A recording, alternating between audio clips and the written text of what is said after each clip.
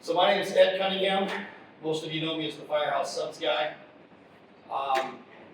First thing I'd like to address is why am I a write-in candidate? That's the number one question that I've been getting. So one of the things you got to know about me is I will not make a commitment to something, especially something as important as the office of mayor, without knowing that I can follow through 100% with what the office of mayor needs. The office of mayor needs someone with business experience, which I have an abundance of. It needs someone that can be in there full time, working it at all hours when the city calls on them to work. I was actually supporting another candidate. As of 2 years ago, when he found out that I was going to be running for mayor this election, he pulled me aside and asked that I support him. He's currently on council. He had projects he was working on. I was more than willing to do that. I believed in him. Unfortunately, towards the end of January, he pulled me aside again. We went and grabbed coffee, and he said, I'm going to have to pull out for personal reasons. And he said, we'd like you to run. And I said, well, I'm going to have to think on that because I had already moved forward. I had sold my restaurant. I was working on bringing another large investment in Venue and Surprise. And I had already made commitments to other investors and partners. And I'm a man of my commitments. So I had to take a few months to turn my entire life around to be able to dedicate to this job because this is the job that I want to do. I love this community. I grew up here in the valley. I'm a third generation Arizonan. My grandparents moved here in the 50s into North Phoenix, which at the time was 19th Avenue and Dunlap. And I've watched this city grow. This used to be a place that I would come out and hunt and camp and fish, especially with the scouts. And to watch it go from what I call the little gas stop on the way to Kingman into the amazing city that we have today is something I'm very proud of. And something I'm very proud to have been a part of. I challenge you to look into who I am, because I can stand up here all day long and I can tell you things about me. I can tell you facts and statistics about me. But if you want to know who I am and the kind of man I am in this community, I ask you to go out into the community and ask people who know me, people that have worked with me at Firehouse Subs. I brought over $11 million in revenue through the city, and I've paid over $3 million in payroll to the city residents. Just from my one business, just from the Firehouse Subs. Something that we need also, especially over the next 4 years, is someone who knows how to sit at the table with multimillionaires and billionaires and negotiate for what's right for the city of Surprise. That is something that just doesn't happen overnight. That's not something you can learn on the job. It's something you have to have experience with, and that's something I do have experience with. We have issues like the BNSF wanting to build within our city planning area. It's unfortunately not annexed yet, so the city has influence, but we don't have complete control over that. But it's something that is going to affect us in the future. And like Ali said, there are a lot of issues that we're dealing with and trying to negotiate through now because of decisions that were made with not enough foresight 15 and 20 years ago. So we need a mayor that can not only negotiate through the current issues that we have and try to find good win-win situations for everyone involved, but also to do so with foresight as to what it's going to look like 40 years, 50 years, and even 100 years into the future. That's something I bring to the table in abundance. Standing up and talking about myself is not easy for me. You could ask those that are close to me. I don't like talking about the things that I do in the community behind the scenes. I've enjoyed the anonymity of it, and I've enjoyed what I've been able to do. But I was encouraged to share some of the stories of the things I've accomplished.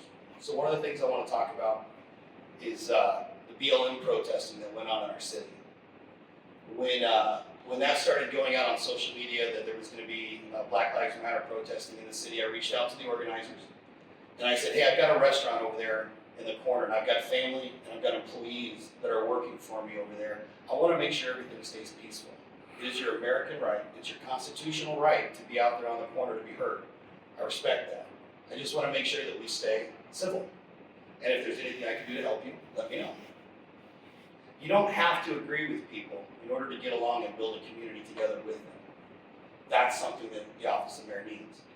So that day when they started to set up, I walked over there and I spent over an hour and a half with the organizers of the Black Lives Matter protesting, and I had a phenomenal time. I got to know some amazing people. We didn't agree on everything, but we got along.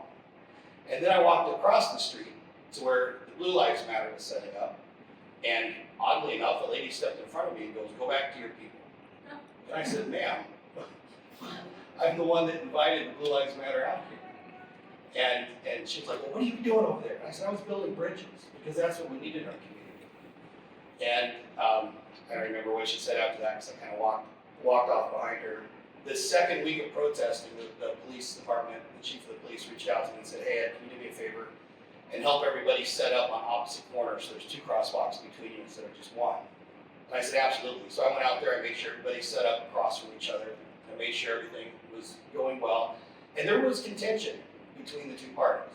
There was. But I walked back and forth again, meeting with the organizers and trying to keep everything copacetic. After the second week, I reached out to the organizers on both sides and I said, let's go to lunch. We sat for 3 hours at the Sonic at Cotton and Greenway and had probably one of the deepest discussions I've had with people who couldn't have disagreed with each other more.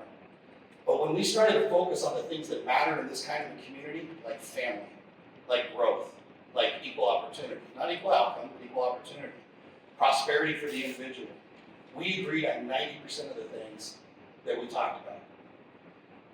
And it was crazy to me that people had made such a fuss over something as small as 10% of the difference. The third week of protesting was actually fun. They were having dance-offs back and forth. I made a whole bunch of subs and brought it over to the Black Lives Matter, had a great conversation with them again. They went and bought a bunch of pizzas and brought it over to the other side. And this group of college kids that brought the pizzas over, I couldn't have been more proud of them. Half of them were Ottawa students. They sat there for 45 minutes and took some very hard questions from the people with the Blue Lives Matter. And at the end of it, people were hugging each other. They were crying, and they shook hands. They didn't walk away completely agreeing. They did not agree with each other, but they walked away basically as friends. There was no more protesting after that. That was a group effort. One of the things that I bring to the table with every business that I've had, and you can ask people, is I know how to build bridges. I know how to find the commonalities and build what needs to be done, whether that's through billionaires that want to build train stations, or whether that's billionaires that want to renegotiate their MLB contracts with us because they won the World Series. I don't mind having the courage to say to that billionaire, well, if you don't win the World Series, can we renegotiate for a lower contract with you? I'm not scared to do that.